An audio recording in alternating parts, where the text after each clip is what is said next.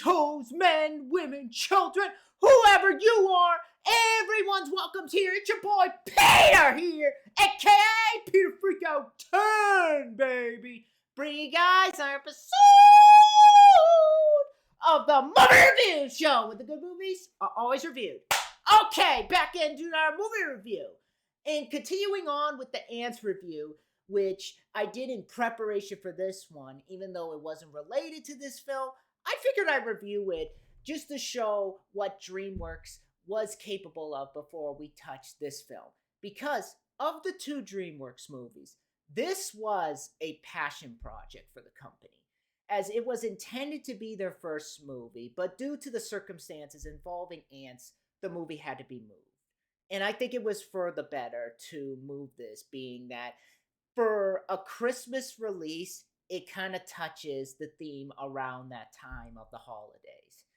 And this was a review that was actually supposed to be done in time for Christmas, but work got in the way, life got in the way, and I was too busy touching grass, so I figured I had to move it.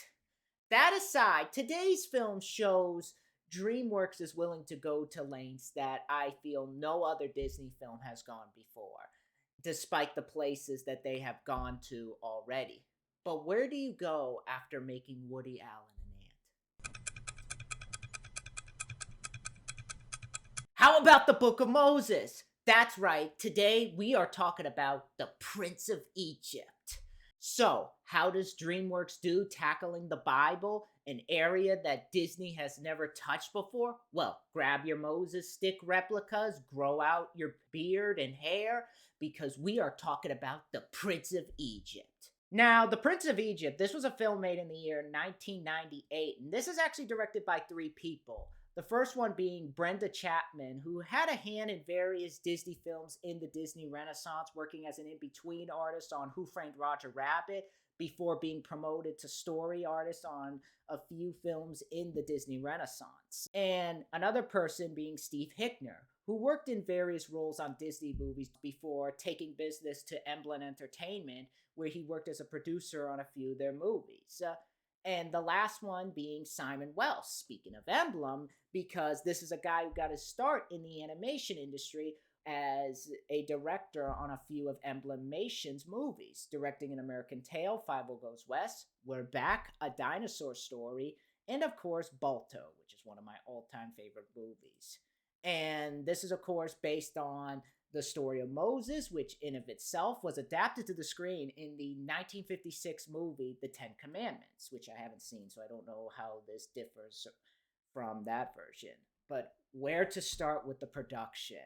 How about we start with the fact that, like I said, this film was such a passion project for Jeffrey Katzenberg and also the team at DreamWorks, as Jeffrey got the idea during his time at Disney, as he wanted to do an animated adaptation of the Book of Moses as well as the Ten Commandments, being that he saw this as an opportunity to do something different with animation, as despite there being these low-budget films that touched upon the story of the Bible, he wanted to do one on the scale of a Disney movie. Sadly, at the time, that never went anywhere, and after him resigning, it being done with Disney was totally crossed off the list. Once him, Spielberg, and David Geffen met, though, they started formulating how they wanted to take on the animation industry, with Jeffrey wanting to use this as an opportunity to tackle, and I quote, bigger-than-life stories using Temple of Doom, Lawrence of Arabia, and The Terminator as an example. Spielberg replied,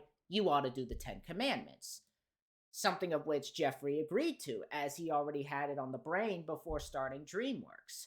Getting a story together, though, they started getting an outline, hiring Kelly Asbury and Lorna Cook to handle an outline, which would also be storyboarded, and scenes would also be sketched out.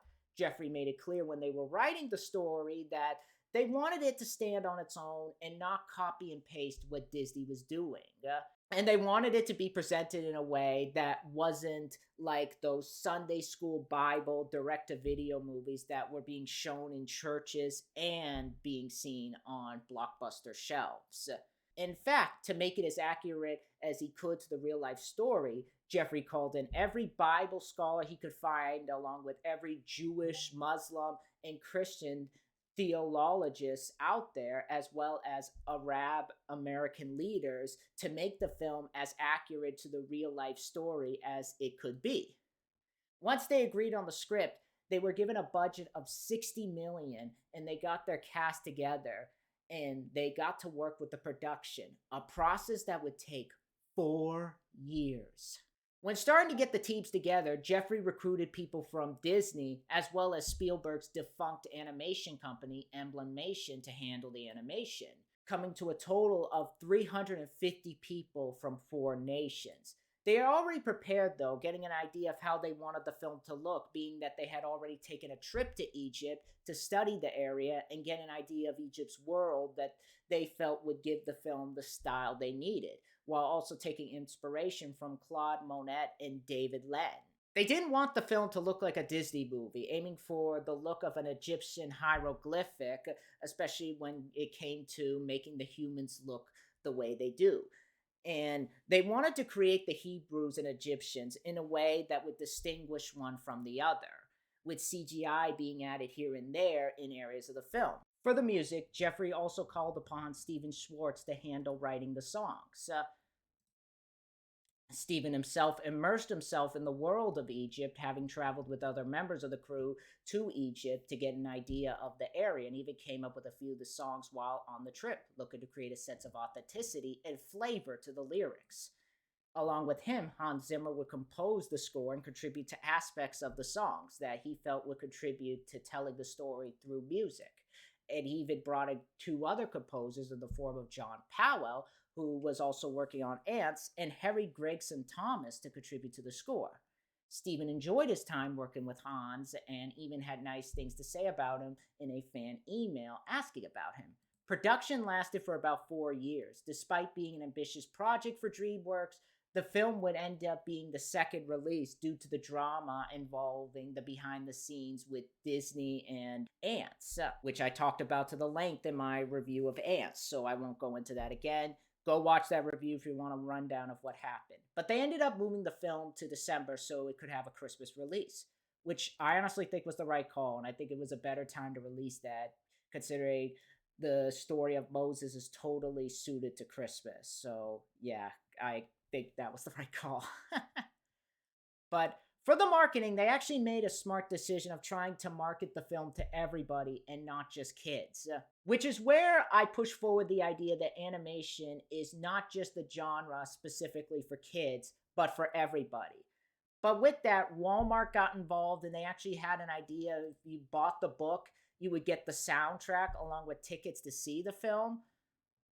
Speaking of the soundtrack, the film's most famous song, When You Believe, had a version done by Mariah Carey and Whitney Houston. Boyz II Men had a song for the film called I Will Get There. They were originally going to have Burger King promote the movie with toys, but they decided against it, feeling it would trivialize the film, and pretty much decided not to push any kind of merchandise like that. But the movie was released on December 14th, 1998, and it opened to number 2 at the box office with over 14 million its opening weekend. Why, you may be asking? Why was it at the number 1 that weekend? You Got Mail with Tom Hanks happened. It had a nice push, though, on Christmas Eve, giving it the number 1 spot for that day because of the film's themes.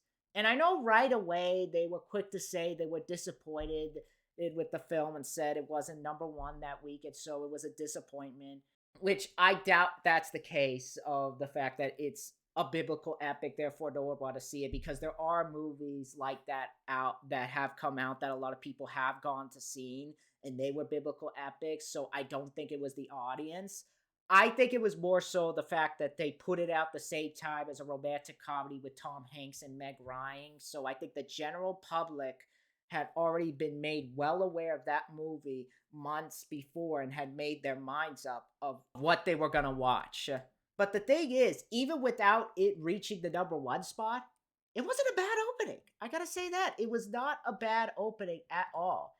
And even as the weeks went on, by the end of January, it made over 85 million. So that's pretty good. That's some pretty good numbers.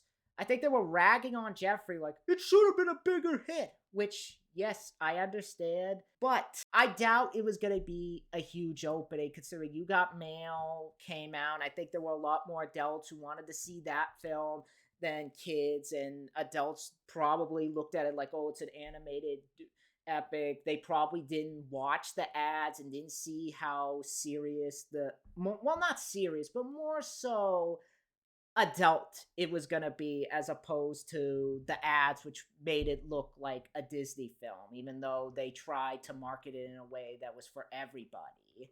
I think that they just saw, oh, it's animated, so they're probably going to tame it, which I disagree with. But I think the adult audience just made up their mind on the spot, especially with it being a date movie of You Got Mail and not this. But aside from that, I read somewhere this has become one of the most successful non-Disney animated feature. We'll see on the final result later. The good news is that the film received positive, almost critical acclaim reception on Rotten Tomatoes. It has an 80%. Critics praised the movie for its animation, the emotional moments involving the characters, as well as the emotionally involving story, which they gave praise to for appealing both to adults and kids, the film's voice actors, and the music. Hell, Roger Ebert even awarded this 3.5 out of 4 stars, the same rating he gave Ants, praising the film for its animation, calling it one of the best looking animated films ever made, but also tipping his hat to the fact that the animators took a risk and made a film that is both entertaining but not afraid to get serious. There was some criticism for people who thought that worked against the film, one calling it uncreative and joyless, which, hearing that, I literally want to know what they were watching, because no, none of that was the movie I saw. I want to know what movie they were watching, though. But he's in the minority. On the audience side, it's even higher. It says a 90% on IMDb is a 7.2 out of 10. And I think all that paid off as it won and was nominated for various awards, with various awards being thrown at the movie, including Best Original Score. And Hans Zimmer, Mariah, Whitney got some scores, as well as various other categories. We'll see later on which it did win, though.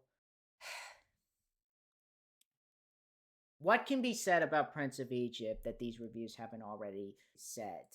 How about I start with the fact that right when I saw the trailer, I knew that there was something special about this movie.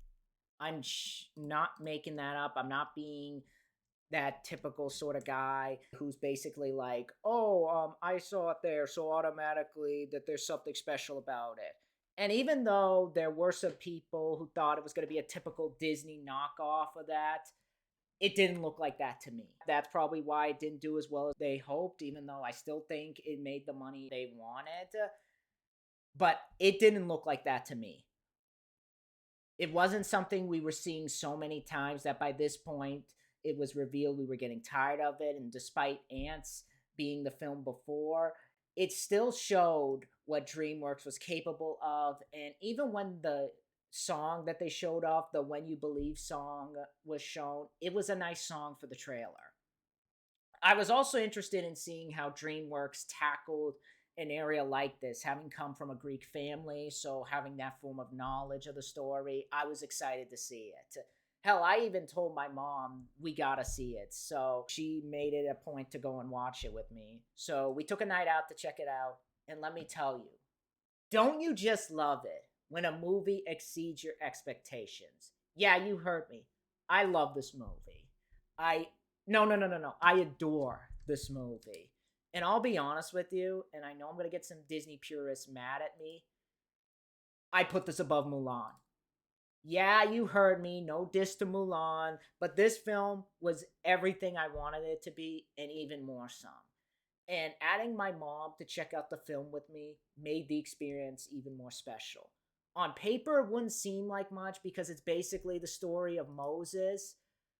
But when translated to the screen, it really becomes a film that carries this sense of magic, awe, and this sense of dare that I haven't seen in an animated film since The Hunchback of Notre Dame. And while the daringness doesn't come to reach that level, it comes pretty darn close. And I think that's what makes the film stand on its own from other animated films, especially from Disney. I'll explain why later, though. But with the cast in this film, taking on the role of Moses is none other than Val Kilmer. Val Kilmer, this is a guy who's been in various 80s and 90s gems such as Top Gun, The Doors, Batman Forever, and the year before this, he did The Saint. Taking on the role of Ramesses is the always fantastic Ralph Fiennes, best known for his great role in Schindler's List, The English Patient, and that horrible The Avengers movie. Not the comic book Avengers, but this other Avengers movie where it was basically Sean Connery running around in a bear suit. That film is awful. Playing Sephora is none other than Michelle Pfeiffer, another Batman actress who still is the best Catwoman. I don't care what anybody says. I like Adriana Barbeau, but Michelle Pfeiffer is Catwoman, I'm sorry to say. Grease 2, she was also in Dangerous Minds, and One Fine Day, she also does her own singing in this. Sandra Bullock from Speed and Speed Through Cruise Control, Demolition Man, and A Time to Kill. Jeff Goldblum also has a role in this from David Cronenberg's The Fly, Independence Day, and of course, Ian Malcolm in Jurassic Park and its sequel. You also have small roles from Danny Glover, of course, Predator 2. Same year, he was in another DreamWorks movie called Ants and the Lethal Weapon movies. You also have Patrick Stewart from Dune, Life Force, and of course, Captain Picard from Star Trek. Helen Mirren, she was in the TV movie version of A Midsummer's Night's Dream, and comedy duo Steve Martin from Planes, Trains, and Automobiles, The Three Amigos, and The Father of the Bride and its sequel, and Martin Short, another Father of the Bride actor, as well as Clifford, and of course The Three Amigos. So there's a stacked cast in this movie. It's insane what they were able to get here. But getting into the plot, I'm sure a lot of you know the story of Moses from the Ten Commandments, but some surprisingly may not. But in order to do this review, I do have to explain the plot. So if you do know, stick around. But the plot basically opens where we see in Egypt the Hebrew tribe being enslaved, tortured, and forced to work under the command of Pharaoh Seti, voiced by Patrick Stewart. Under the knowledge that a few of the women have given birth, and out of fear that they are giving birth to more Hebrews that could lead to a rebellion. So he sends his men to execute the newborns, and in the midst of all this, this mother, voiced by and modeled after singing Afra Harza, looking to save her child, helps him escape the village with the help of her two other kids, and puts him in a basket and sends him down the river, where he ends up in the hands of Seti and his wife Tuya, voiced by Helen Mirren, who takes him in and makes him their own and names him Moses, and he becomes a brother to their older child, Ramesses. Fast forward years later, and Moses, now voiced by Val Kilmer, and Ramses, voiced by Ralph Fiennes, have grown up, and Moses has been accepted into the family and into royal heir, and the two have formed this brotherly bond. However, one night, their bond gets put to the test where he reunites with his brother and sister, played by Jeff Goldblum and Sandra Bullock, who inform him of where he came from, and it's there that he comes to the realization that he is a Hebrew. Feeling betrayed by this revelation, he runs off in rage and finds himself in this village where he not only finds peace amongst this tribe led by Jethro, played by Danny Glover, and marries his daughter, Zipporah. However, one day he is visited by God, who tells him that he must go back to Egypt and free the other people in the area who are slaves to Ramesses, who he has taken over his father's throne, and is intent by sticking by what his father taught him. So now Moses, with the help of Zipporah, must head there and find a way to convince Ramesses to let the people go, all the while Moses finds himself dealing with a feud set by his brother due to his anger of going on a different path and a belief that he is in the right in this situation. Will Moses be able to free the people from Egypt and give them the freedom they desire, or will they all end up being forced to work till their arms fall? Now, on paper, The Prince of Egypt may seem like a film that you would see in the aisles of your local Blockbuster that were direct-to-video animated takes on the Bible that you would watch in church. But I feel this movie excels being those types of films because of the way the story is told, because it's told in a way that doesn't try to tame the story of Moses. to make it appeal just to kids. Nah, it's very upfront with what happened around the time with Moses. And regardless of how dark it is, it touches it. And it does so in a way where a child watching it can understand it, while the adult watching it with their kid can easily get the dark side and the messages that the film is trying to convey. And while there are some creative liberties that the film takes, it works because it never tries to downplay the dark side of what the film is going for, especially when it comes to the comedy side that the film does have in there, which I have heard some people's complaints about, and they say the comedy makes the film uneven. I think they're over exaggerating, in all honesty. The comedy in this film is very subtle. And it's very different from DreamWorks' previous film, Ants. It's nowhere near that level, which was more of a Woody Allen film. This is more scaled back and more in tone with the movie's world.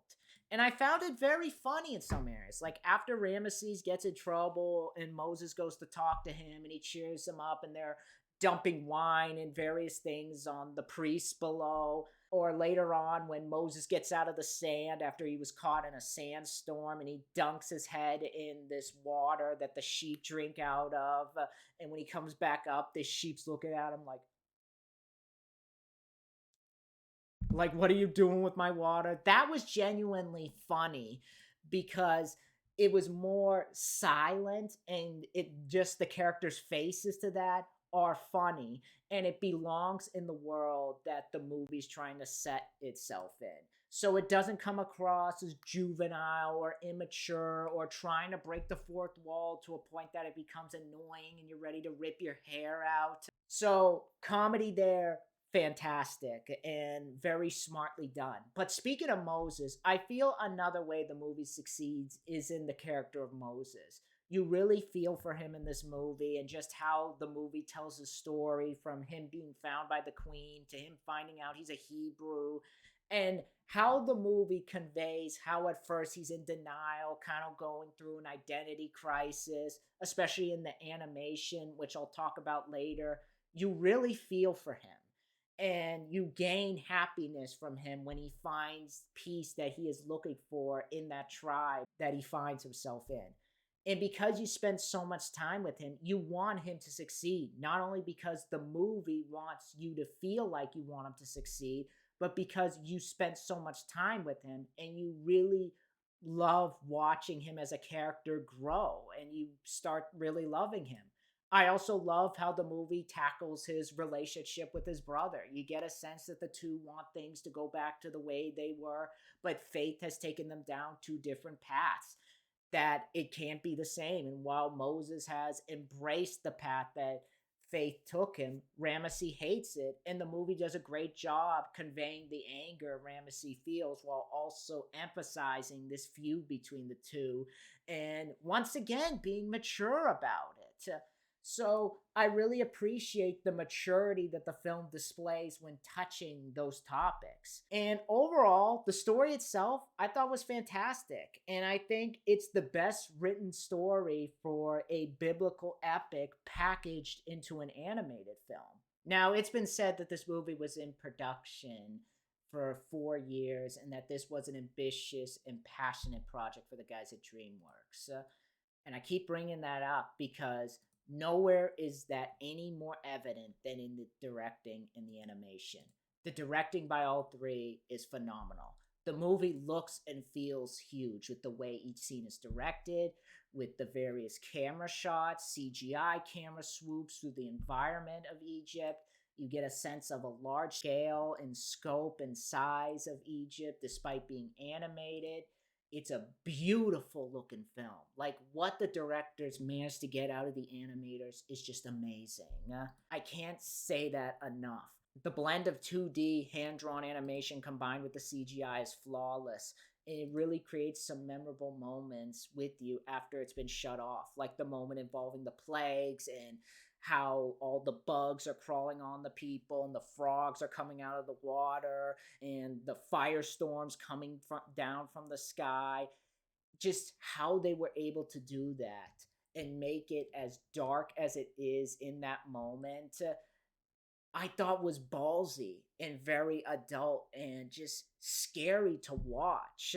Or even the moment when Moses is going through an identity crisis and he's trying to deny that he's Hebrew. And you go into this beautiful animation where he's in the hieroglyphic and he's being chased as you see him kind of gaining his memory back and realizing there is something about him that SETI isn't telling him. Moments like this emphasize a sense of ambition and envelope pushing in a way that I found smart and pushed the story forward rather than the film having us stop to look at the beautiful animation. And honestly, even with the Prime King Disney, it never went to the lengths that this film is showing. I also appreciate that the film doesn't look like a Disney film, but rather giving it something a bit more in line with the sort of hieroglyphic look. So while the characters look pretty, they also look like regular people.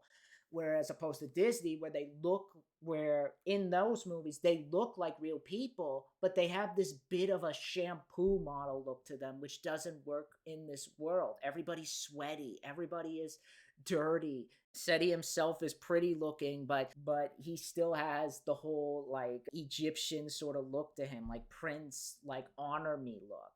So I really like that. The segments involving the characters singing are also fantastically done. The way those are edited, the use of animation in those moments, whatever they were able to get out of the actors as well as the singers, it's just amazing. It's beautiful, it's articulate, and I'll touch more about the score and the music later. But let it be known, if you're coming to this movie for the animation, you'll be in for a real treat. So far, from what I've seen of DreamWorks, this is their best looking film. And time will tell if anything can outdo this one. But you wouldn't get involved in the character's journey if you didn't have great actors portraying them and giving it their all. Starting with Moses, Val Kilmer is perfectly cast as Moses. I think he does a great job putting himself in the figure that people know as Moses and really gives him two sides that I thought emphasized that figure of Moses from the Bible perfectly. The very cocky, raised in royalty side that he bounces off his brother with. And then later on, when you see him find peace with the village, his voice changes a bit where he's a bit more reserved and speaking a bit more metaphorical.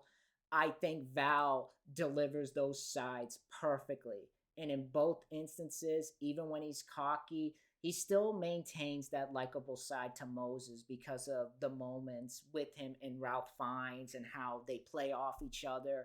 But when he is Moses and found peace, I think he delivers the quiet and reserved side well. I just think Val really surprised me for what he did here. And you could tell that he really took this role seriously and really wanted to do everything he could. I think it was a great way for him to step out of the 90s image that he created and do something different. Even though he doesn't do his own singing, I think the singer they got playing his singing voice sounds almost identical to him. Speaking of Ralph Fiennes, he's great in this as well. You always are going to get a great Ralph Fiennes role in a movie like this. As Ramesses, besides the brotherly side chemistry he establishes with Moses, Ralph has this very operatic and at times can intimidate me side to his voice that I think goes perfectly with Ramesses, especially the moments of tension between him and Moses, where they're both arguing with each other and both are embracing the path that they've chosen, but Ramesses isn't going down the path that his brother wants. He's going down the path that he chose to make his father happy, so he doesn't necessarily think what he's doing is wrong. And I gotta give him props there for delivering that perfectly, and just props also for doing his singing voice. So Ralph Fiennes, great job, man. Michelle Pfeiffer, who, as I said, I love as an actress. I thought she did great as well. I thought her and Val share some great chemistry with each other. I do wish there were more scenes with the two because the scenes that we do get, while great, do tend to flow by a bit too fast and are really more part of a montage. but what is there is handled rather well. I like the fact that she does accompany him on his quest and isn't in denial that when he said he spoke to God, she kind of agrees that she should help in some way, kind of showing how loyal she is to him. And it kind of shows that she has his back no matter what.